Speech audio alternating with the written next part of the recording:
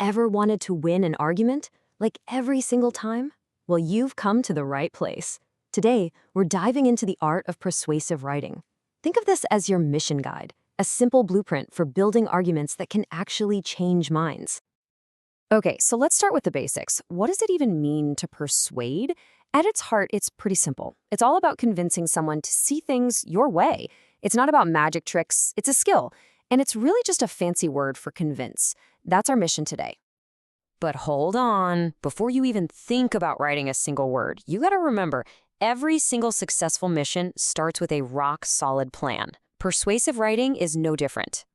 So, first things first, you need to understand your topic. The prompt.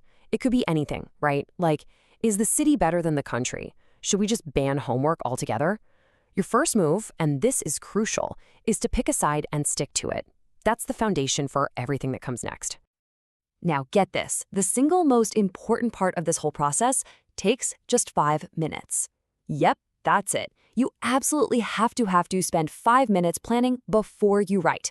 Trust me, this tiny bit of time up front is a total game changer. So what on earth are you doing in those 5 minutes? You're brainstorming. And this isn't just about what you want, it's about why you want it. So if your topic is, we need more recess, your reasons can't just be, because I want it. Nope. You need strong stuff, like how it's healthy, or how it helps us focus in class. Okay, so you've got your reasons. Now what do you do with them? Well, you need a way to put them all together. And the best, and honestly the easiest way to remember this, is to think of it like a sandwich. A persuasive writing sandwich. This whole sandwich idea just gives your argument a clear beginning, middle, and end. You've got your top bun, that's your introduction. Then you've got all the yummy filling, those are your main points. And finally, the bottom bun, your conclusion that holds it all together. Simple, right? Each part has a job to do. First up, the top bun, your intro. It has 2 really important jobs. Job number 1, hook the reader. Grab their attention, maybe start with a question. Job number 2, state your opinion. Be super clear and direct so they know exactly where you stand from the get-go. Next, we get to the best part, the filling. These are your body paragraphs. This is where all those great ideas you brainstormed get to shine. And here's the golden rule, you guys. 1 main reason per paragraph. That's it. It keeps everything organized and super easy for your reader to follow along. And hey, here's a little pro tip for you. To make your writing sound super smooth, use linking words. Words like because, also, and therefore are like little signposts. They guide your reader from one point to the next. And honestly, they just make you sound like you really know what you're talking about. And finally, you can't have a sandwich without a bottom bun to hold everything inside, right? That's your conclusion. This is your chance to wrap it all up, quickly hit your main points again, and remind the reader one last time why you're right. So you've got the structure down. Awesome.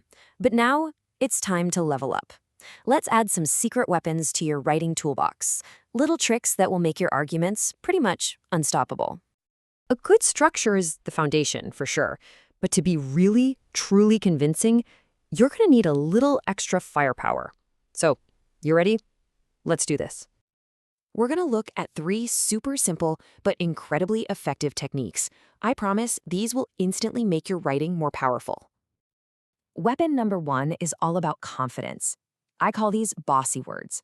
Instead of sounding all weak and unsure like, maybe we should or I think, you want to use strong words. Don't say maybe, say we must.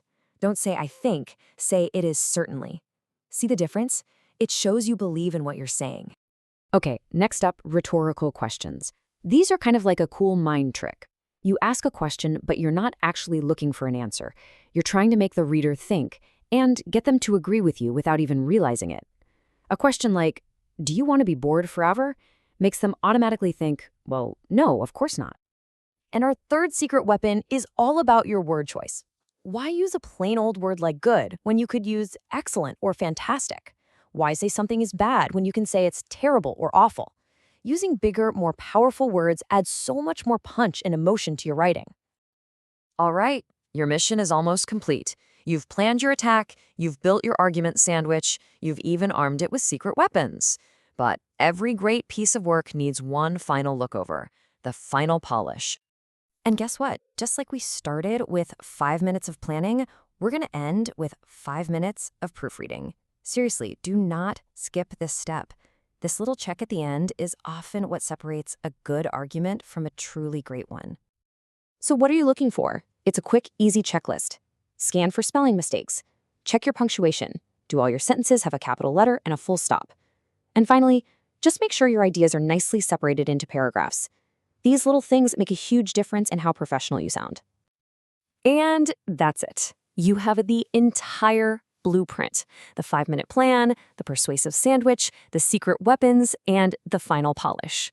This is your formula for building an argument that can really, truly convince people. With this whole structure and all these tools, you are totally ready to go out there and tackle any argument. You have what it takes to change minds. So the only question I have left for you is, what's the first thing you want to convince someone of?